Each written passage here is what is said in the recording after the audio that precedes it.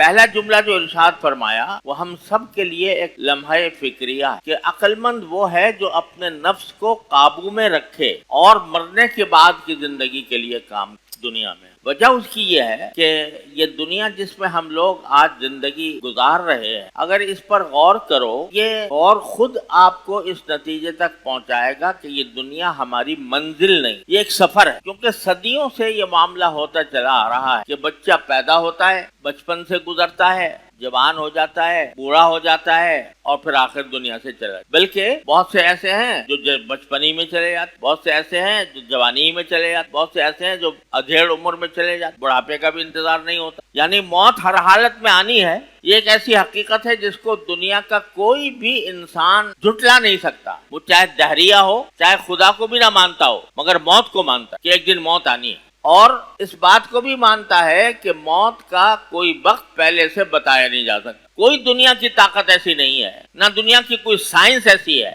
جو انسان کو یہ بتا دے کہ تمہاری موت کب آنے والی. صحت، بظاہر صحت مند آدمی نظر آتا ہے، اچانک دل کا دورہ پڑا، ختم ہو گیا. بظاہر صحت مند آدمی نظر آتا ہے اور اچانک اس کے دماغ کی رگ پھٹ گئی، ختم ہو گیا. یا اور کوئی اچانک ناگہانی حالت پیش آ گئی، کوئی حادثہ پیش آ گیا، کوئی ایکسیڈنٹ ہو گیا.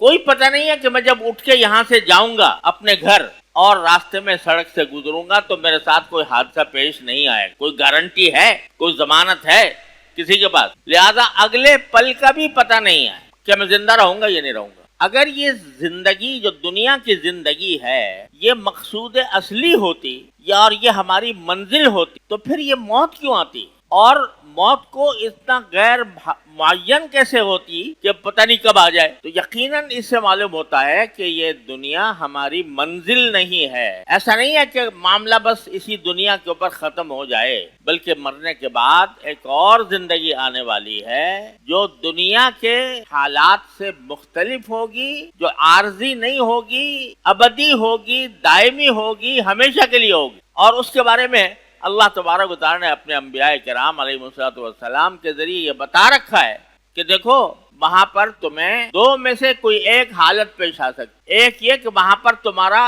امتحان ہوگا، حساب ہوگا، اور اس امتحان کے اندر اگر تم کامیاب ہو گئے تو تمہارے لیے دائمی ابدی نعمتیں ہیں، جنت ایسی نعمتیں ہیں جن کا تم نے دنیا میں کبھی تصور بھی نہیں کیا. وہ نعمتیں رسول کریم صلی اللہ علیہ وسلم نے ارشاد فرمایا کہ اللہ تعالیٰ فرماتے ہیں اعددت لعبادی الصالحین ما لا عین رأت ولا اذن سمعت ولا خطر علی قلب بشر. میں نے اپنے نیک بندوں کے لیے ایسی نعمتیں تیار کر رکھی ہیں کہ نہ آج تک کسی آنکھ نے وہ دیکھی، نہ کسی کان نے ان کا تذکرہ سنا، اور نہ کسی انسان کے دل پر ان کا خیال کبھی گزرا. ایسی نعمت وہ ہم نے تیار کر لی اگر تم اس امتحان میں کامیاب ہو. لیکن اگر تم نے دنیاوی زندگی اس طرح گزاری کہ اس کے نتیجے میں تم اس امتحان میں کامیاب نہ ہو سکے تو اللہ بچائے پھر عذاب بھی بڑا سخت. جہنم ایسی چیز ہے کہ انسان کے لیے قابل برداشت نہیں. وہ تمام تر تکلیفوں کا، مشقتوں کا، غموں کا، دکھوں کا مرکز ہے. جنت میں کسی غم کا نام و نشان نہیں، کسی تکلیف کا نام و نشان نہیں، کسی خوف کا نام و نشان نہیں. اور اللہ بچائے جہنم میں کسی خوشی کا نام، کسی آرام کا نام و نشان. تکلیفیں ہی تکلیفیں، عذاب ہی عذاب، آگ ہی آگ. اتنا زبردست امتحان ہونے والا ہے تمہارا مرنے کے بعد. اور اس کا پرچہ بھی آؤٹ کر دیا گیا. کیا پوچھا جائے گا تم سے اس امتحان میں کہ بتاؤ ہم نے تمہیں اتنی زندگی دی تھی وہ کاہے میں گزاری؟ ہم نے تمہیں اتنا مال دیا تھا کس چیز میں خرچ کیا؟ ہم نے تمہیں جوانی دی تھی وہ جوانی کس چیز میں لٹائی تم؟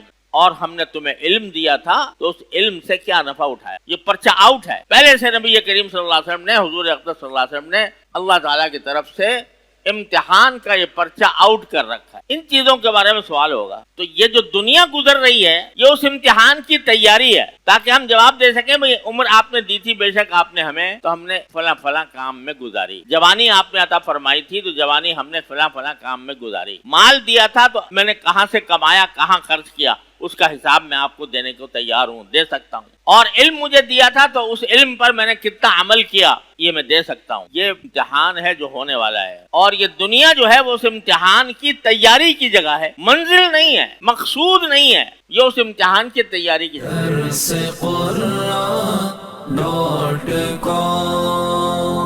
www.darsequran.com